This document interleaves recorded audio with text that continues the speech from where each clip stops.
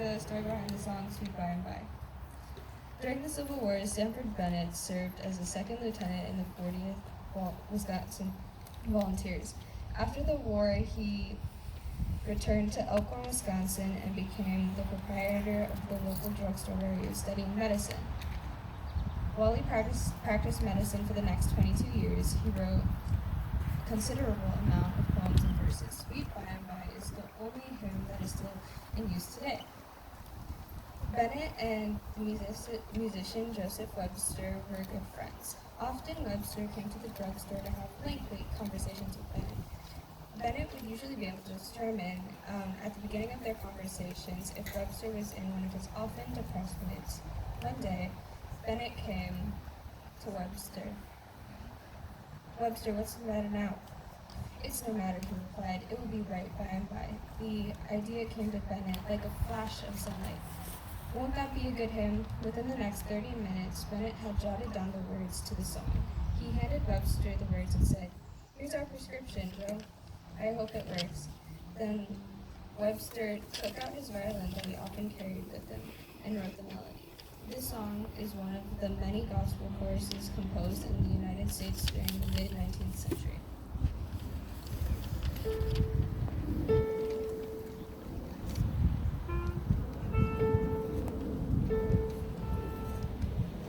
In the sweet by and by we shall meet on that beautiful shore. Let us all sing sweet by and by.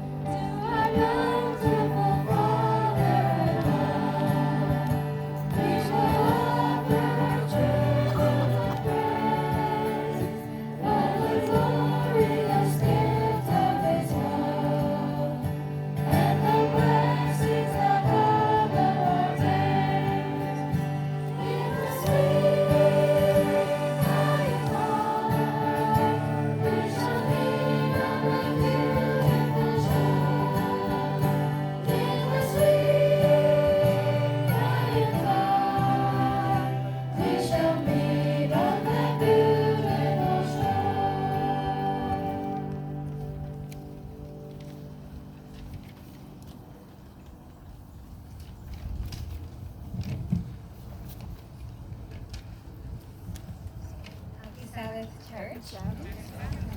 Our next hymn was written by the talented Miss Louisa M. R. Steed out of one of her darkest hours. And this was the tragic passing of her husband. He actually suddenly drowned.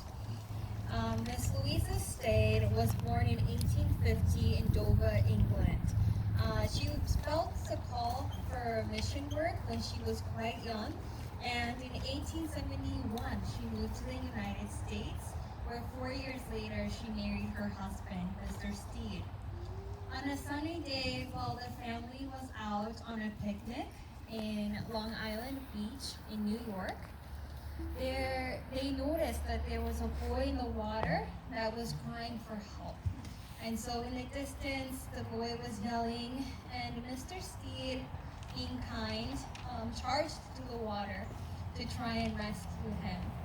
Unfortunately, as it often happens, sometimes when we're trying to be rescued, we can pull down our rescuer. And unfortunately, in this situation, that is exactly what happened. As Mr. Steed went over to grab the boy was filled with energy and he was panicking. And so he grabbed Mr. Steed and they drowned together. And in the following days, Miss Louisa struggled a lot with what had just happened. In a matter of moments, going out in a sunny, beautiful day with their daughter Lily, and suddenly witnessing their husband passing tragically was quite overwhelming. And it was out of this pain and sorrow that flowed the beautiful words to the next song. "'Tis so sweet to trust in Jesus." Mrs. Steed, being a woman of mission, her and her daughter Lily, now widowed, moved to South Africa, where she ended up serving a total of over 25 years as a missionary, and it was there that she also remarried a native of South Africa. And the composer of the music is Mr. William Kirkpatrick. He spent much of his time with gospel music, and I'm sure we're all familiar with all his other compositions, which include "Jesus Saves," "He Hideth My Soul," "Redeemed," and "Stepping in the Light." Mr. Kirkpatrick passed away suddenly while he was working on his next hymn. This "'Tis so sweet to trust in Jesus." Our next song will be "'Tis so sweet to trust in Jesus."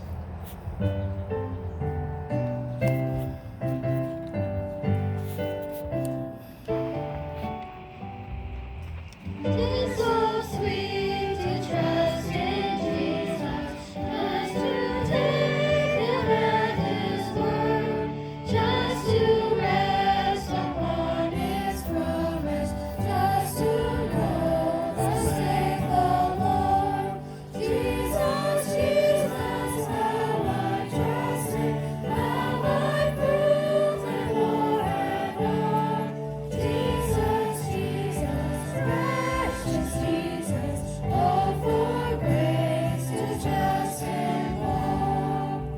Yes, 'tis sweet to trust in Jesus, just from sin itself to cease, just from Jesus simply taking life and rest and joy and peace.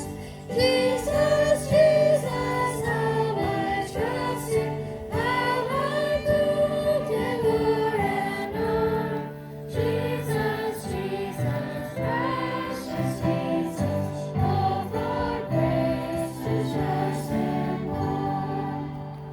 I'm so glad I learned to trust Him, precious Jesus, Savior found. And I know that Thou art with me, wilt be with me to the end. Jesus, Jesus, how I trust Him, how I prove Him o'er and o'er. Jesus, Jesus, precious Jesus, oh, what grace to trust Him more. Good morning, church. Morning. Isn't this a beautiful Sabbath? Amen. I'd like to come out here every week.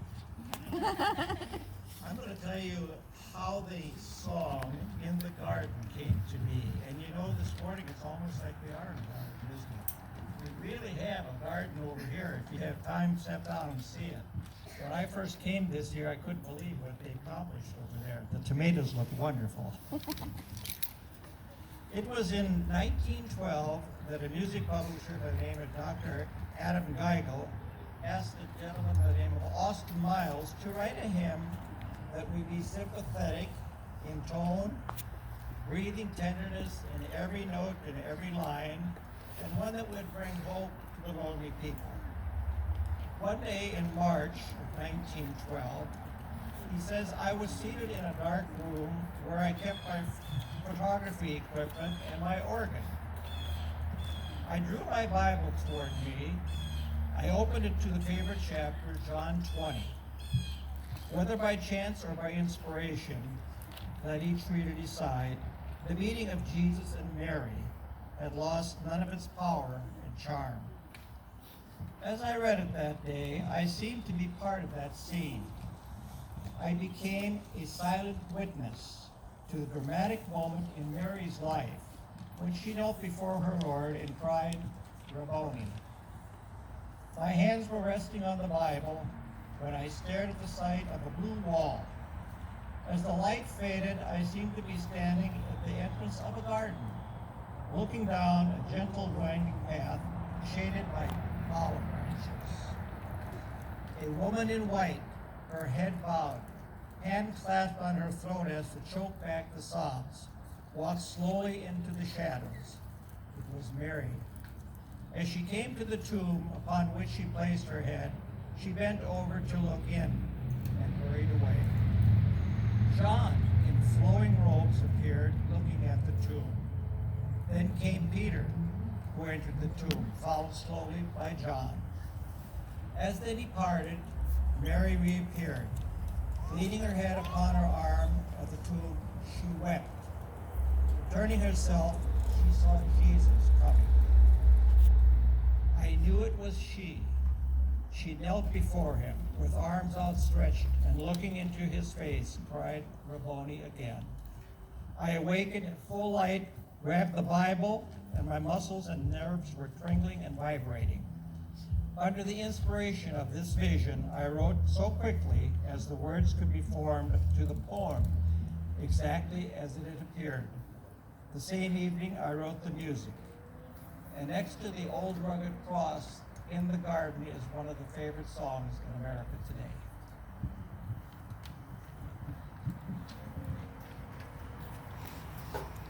And he walks with me, and he talks with me, and he tells me I am his own. And the joy we share as we tarry there, none other has ever known. The next song is in the garden.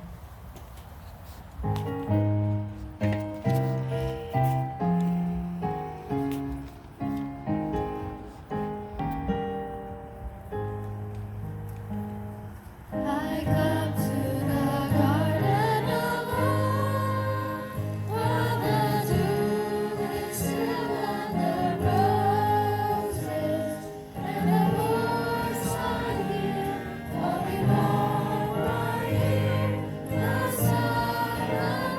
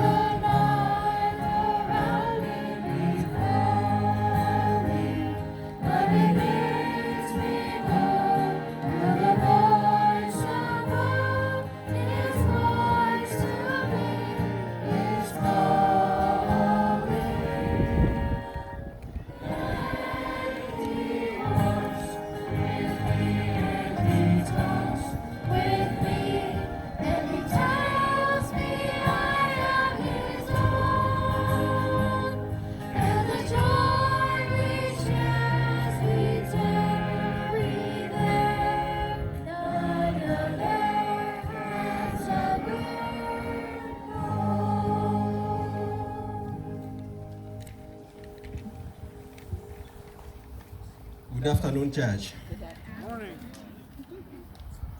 The last 2 years or so have been a challenge not only to us as individuals, but it has been also a challenge worldwide. The COVID-19, wars, famine, and everything have turned people's plans upside down. Those beautiful plans that people laid never came to fruition. This was so also back when Jesus and the disciples were on earth. The disciples and the followers of Jesus at that time had beautiful plans laid for the future. But when Jesus died, his followers and his disciples felt it. Their future became dark. But think a little bit. Can you imagine what those disciples and the followers of Jesus responded to when rumors started going around that Jesus, whom they had laid in the tomb, was not there anymore? Think for a second. What could they have spoken? Our next song happens to be one of the popular hymns in the 20th century and was composed and written by Alfred Ackley. I want to call him Al. My good friend Al was born in January 21st in 1887 in Pennsylvania. His family was into ministry. His younger brother, his elder brother, who was called Bentley, happens to have been a good piano, cello, whatever player, music instruments. His father was a minister within the Methodist Church. At the early age, his father helped him try to build his skill in ministry. He was sent into a school in New York to study music. After that, he went to the Royal Academy in the UK to also study music. When he was there, he also learned not only to write music, but also to play the music. When he finished, he came back to the US and he was sent into a seminary in Maryland to continue learning on how to become a minister. And in 1914, he was ordained as a minister. He ministered in Pennsylvania, and later he moved to California, a place known as Escondido, California. That was in 1932. With the energy and the figure he had, he started witnessing for Jesus.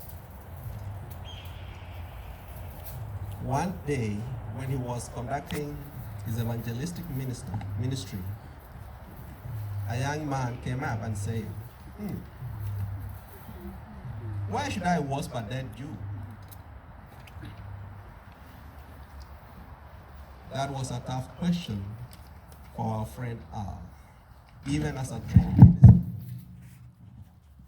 That statement stayed in his mind for a long time.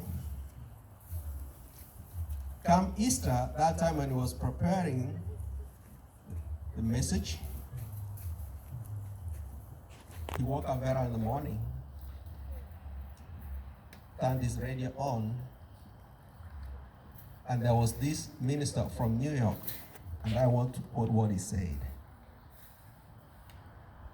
Good morning, it's Easter. You know, folks, it really doesn't make a difference to me if Christ has been risen or not. As far as I'm concerned, his body could be as dust in some Palestinian tomb. The main thing is his truth goes marching. That statement upset our friend Al. And he shouted to his wife, "It's a lie. It's a big lie." And we know that that is a big lie. So that morning when he went to church, he spoke about the message of resurrection like he had never done it before. But when he came home, he was still troubled of that question, why should I worship a dead Jew? And these are the message he had from the leprous speaker in New York. Well, at home, his wife saw him, how troubled he was. And for those of us who have spouses, they know how to read our mind and they know what comes us. So his wife said, "I know.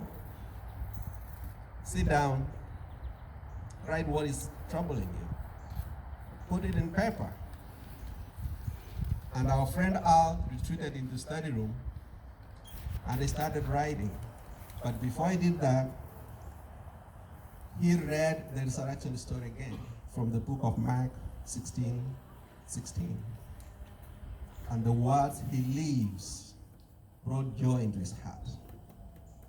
He started writing, and within a short while, he was at his piano, trying to put voice behind his words. And by the end of the day, he answered that question, why I should worship a dead Jew. It's because he lives, and he lives in our hearts.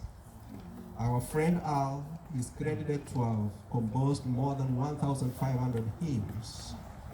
Sadly, he left Earth in 1960 in California. Welcome.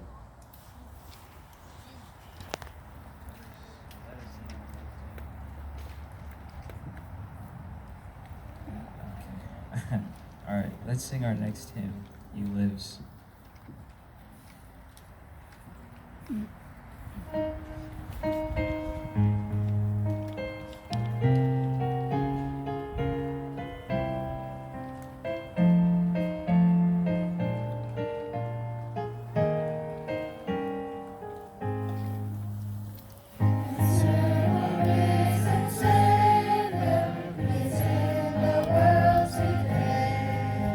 I know that he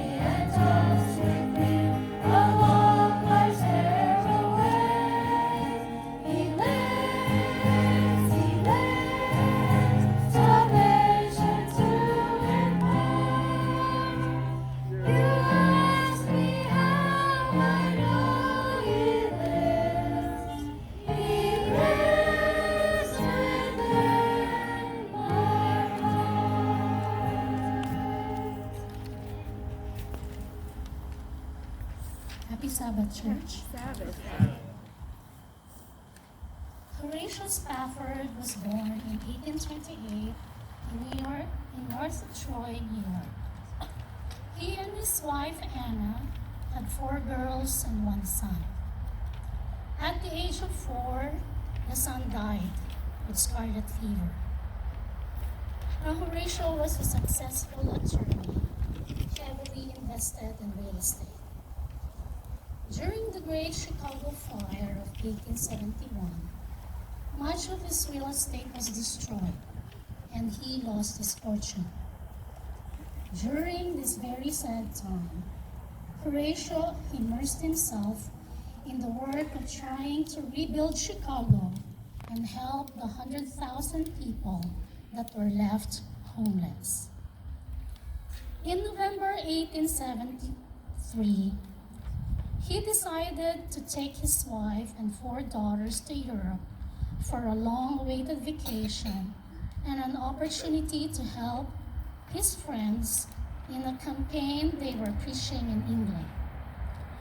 Due to unexpected last-minute business developments, he had to remain in Chicago, but sent his wife and daughters on ahead as scheduled on the French luxury liner, the SS Vie du Havre. He expected to follow in a few days. On November 22, the ship was gliding on a smooth sea in the early hours when it was struck by the Lucerne, an English vessel, and the luxury liner sank in a matter of minutes. The girls were swept away by the powerful currents into the frigid waters. The 226 fatalities included the girls, Maggie, Tanetta, Annie, and Bessie. Mrs. Spafford was found nearly unconscious, clinging to a piece of the wreckage. Several days later, when the 47 survivors landed in Cardiff, Wales, Mrs. Spafford cabled her husband with the words, "Saved alone." Horatio immediately booked passage to join his wife. En route, on a cold December night, the captain called him aside and said, "I believe we are now passing over the place where the Vie du Havre went down." Spafford went into his cabin, but found it hard to sleep. He said to himself, "It is well. The will of God be done." After those moments of reflection and over the course of the rest of the journey, Spafford wrote the words of this beloved hymn.